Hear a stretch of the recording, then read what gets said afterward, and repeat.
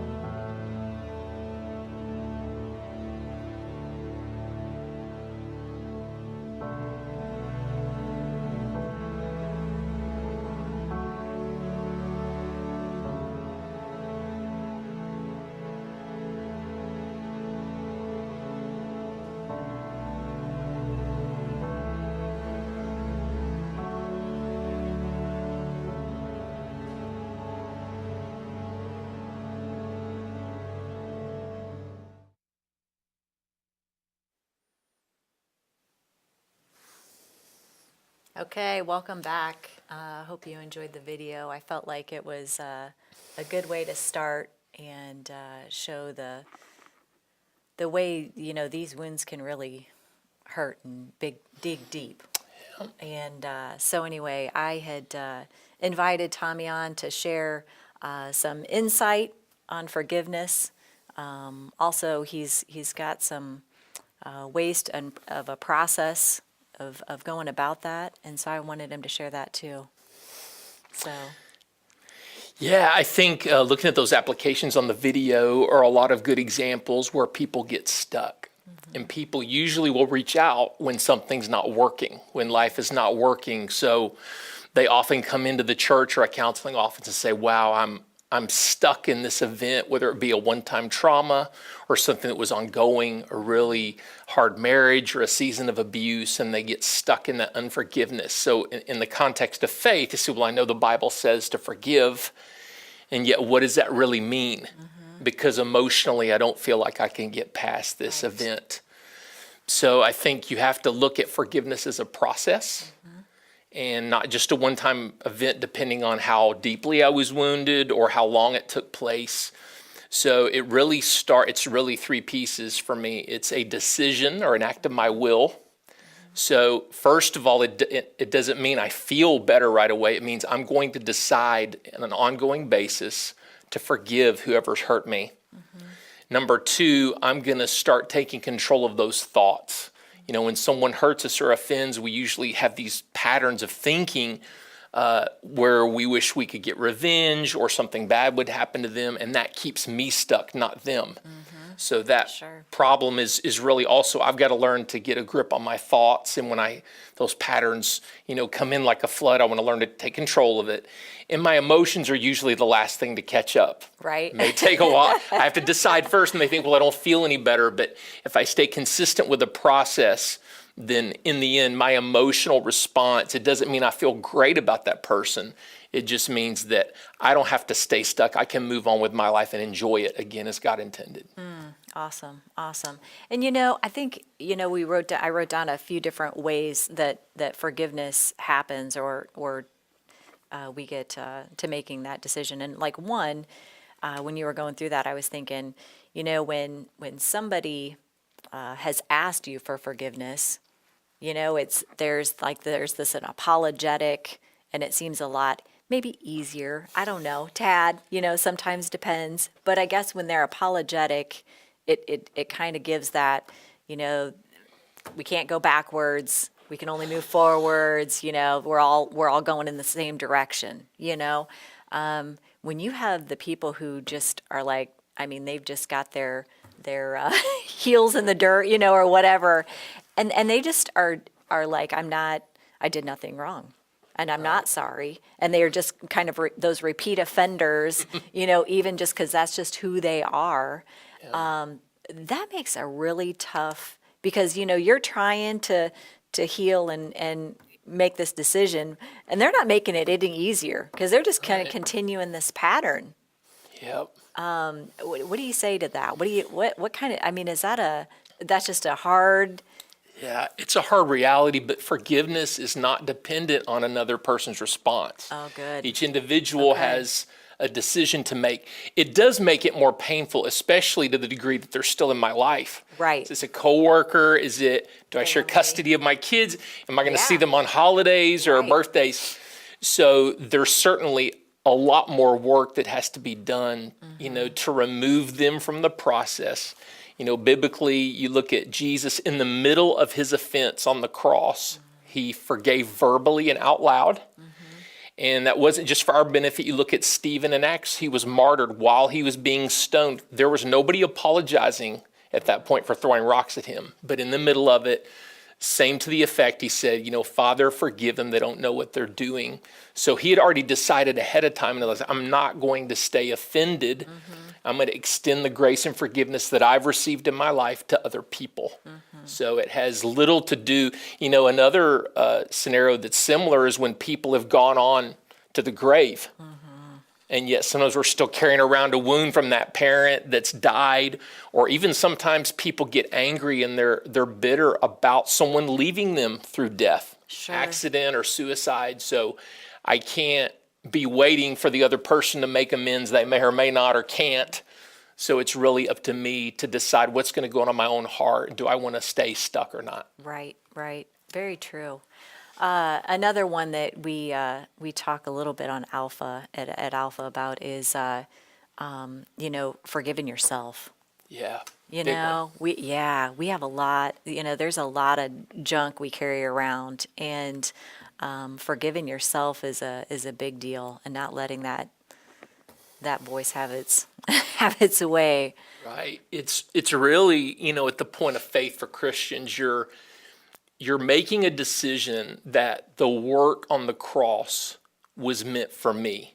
It's a gift. You have to receive it. There's nothing you can do to earn it, but I have to learn to receive it for myself.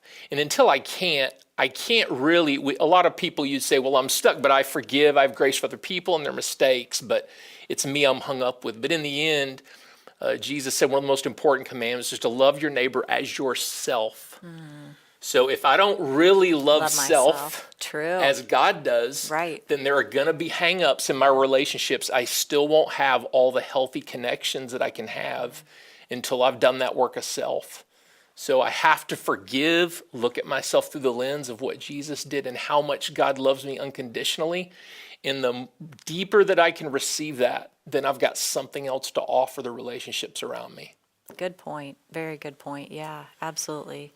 I I remember, I'm going to say it's probably been 3 years ago. One of the things I did was I decided to take a trip in the summer, and I went down to Gulf Shores, and I had decided that during this period of time, I was just kind of dating Jesus. I just was like clearing, Yep. and just finding myself.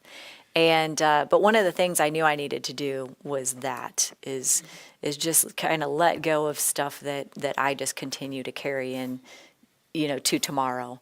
And so I grabbed my running shoes and grabbed my Bible and grabbed some work, and I headed to the beach, one of my favorite places to be, and decided that I would kind of balance this out, and with the whole intent that this baggage wasn't coming back with me, right? And Good. so the last day I ran, and I kind of walked back, was going to go back and shower and have breakfast, and I stood at the ocean and just kind of in peace, and closed my eyes and listened, and thank you for this trip and all that you've done, and this has just been great, and da da da. And it was like, you haven't dropped your baggage off yet. And I was like, I mean, I literally thought, oh my goodness, that's the one I've done all of this, and I haven't done that, and I'm leaving in 2 hours kind of thing. And so I literally took my big toe in the sand and I drew it, and I was like, you know what, everything is from here on. I visually will think, is that on this side of that line? No, it's not. So that was dropped off, and you just almost have to do something that you Yes. say, when your head wants to go there, you say, you know what, I already dealt with that. We're not going to keep replaying that, But that was one thing. But I think when I think about that, though, I think sometimes, you have the intention of forgiving yourself or dropping off that baggage. And sometimes, the audience you're around sometimes reminds you, or they may remind you of who you were, or who the mistakes maybe you've made, or the things that you didn't do or did do, or whatever it may be. I don't, the scenario, but that makes it tough Yeah, I to think not come back. to not go back, it's the process of saying, no, this is what I've already done. Like when you drew that physical line in the sand, those physical, tangible things, a lot of people tell me this. It's like, well, I know up here what you're saying is true, but I don't feel it. Yeah. And a lot of times that physical act, it might be walking down an aisle at church. It might be telling somebody else. It might be, in freedom classes and events, it might be walking forward and pinning something on a cross. It's not that those are magical, but as we do something physical to enact that truth, no, I really do receive your forgiveness this time, and I don't want to go back to where I've been. That physical act. When people are baptized or go through some ceremony, that can help.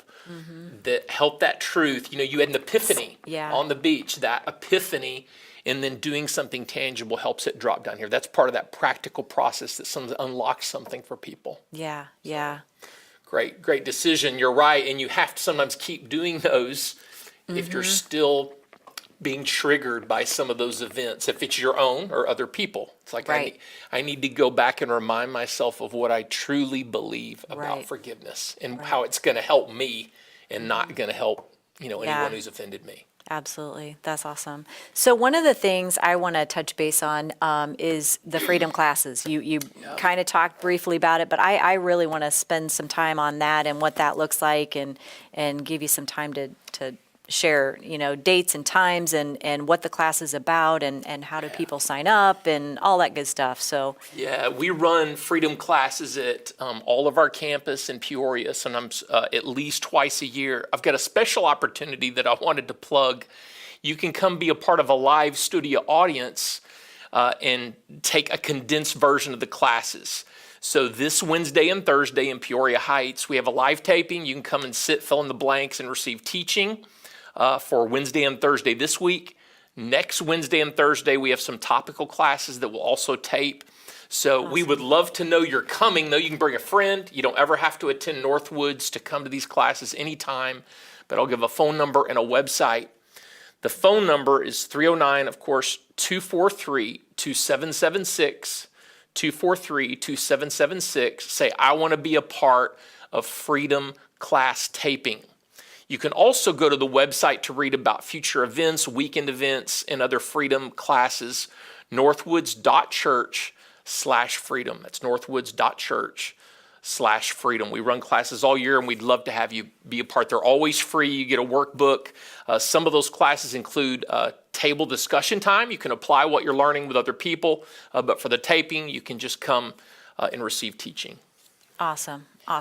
And the freedom class at Northwoods, I believe, is 8 weeks. Is that right? Typically, outside the taping, it's usually 8 weeks long, an Okay. hour of teaching. We take a break and have refreshments, and there's an hour of table discussion. Okay, perfect. And that starts up if they wanted to take the whole course in the fall again. Right. Because you're kind of midstream right now in the spring, so it starts up in the fall. Mid-September, and then there's Okay. always a follow-up weekend event. If you Okay. take the classes, you can come to one of those. Those are twice your Freedom Weekend. Like we talked about, doing something physical, there's a lot of opportunities for exercises. If you want to participate, as you're comfortable, you can participate in some of those moments or where people say, I had a breakthrough. Yeah. Something changed for me. Forgiveness went Wow. from here to here, Awesome. for sure. Awesome. Well, definitely, Matt and I took the course. Great content. Loved the class and loved the content on it. And I think it's awesome. So, one of the many classes and things that Northwoods offers. But anyway, can you think of anything else that you'd like to share about forgiveness? Go ahead. Always. You always, I yeah. have a Let's couple do more it. minutes. I give Do. you one is I think some of the myths people think, well, okay, I need to forgive, but what does it mean? And you also have to define what it's not. One of those would be about forgiving God. Okay. So people Oh. say, well, God doesn't sin, but sometimes it's like, wow, I've been stuck in my walk with him for years. What happened? And a lot of times something happens in our life to say, and really it's not about God sinning, but it is about God didn't meet my expectations. That marriage didn't work out. I had a loved one that was sick and they died anyway after I prayed. Some event happened where he didn't meet my expectations. Sure. So forgiveness to God looks like I'm going to release him even though I don't understand. He's a God that's smarter than me at running the universe. And if I believe his word that he's good, then I can let go of that expectation. Just like I would, there's a process with people for forgiving self, but also with God. I think Very true. forgiveness is also not a few things, and it's not always a restoration of a relationship. As you say, some people are still around us and they're not changing one iota. They won't admit they're wrong. And sometimes people, if we just hug it out as Christians, is going to make it okay. And sometimes it's still not okay. If that person's violated your trust, especially repeatedly, or been abusive, and if they're not changing, it's okay to have a different level of connection. Christians know I've got to love, but how? And it doesn't always mean I have to stay in relationships. So I'm going to forgive from afar and release that spiritual account, let God deal with justice. But the relationship doesn't necessarily have to be restored. It can be, but it doesn't always work out that way, and that's okay. We talked about it doesn't mean that the other person has to respond a certain way. There's also, it doesn't remove responsibility or justice. Sometimes the church, big capital C, we haven't always responded to abuse situations well. It's like, well, if we forgive, have a hug, it's going to be okay. And sometimes we need to let justice take a course. And that's okay, whatever that turns out to be. It just means whatever the outcome is, spiritually, I can let God deal with the person, and I'm not going to hold them accountable anymore. And that's what opens the prison door for me. Sure. But there may be consequences, typically with people, Right. that may have to take their course, and that doesn't mean I didn't forgive. Good information. Well, that wraps up our time today. I hope you got some really good content here from Tommy joining us and offering forgiveness. So we thank you for joining us, and we'll see you in April, the second Tuesday of the month. Take care. Thanks, Tommy. Thank you. That was fun. That was good.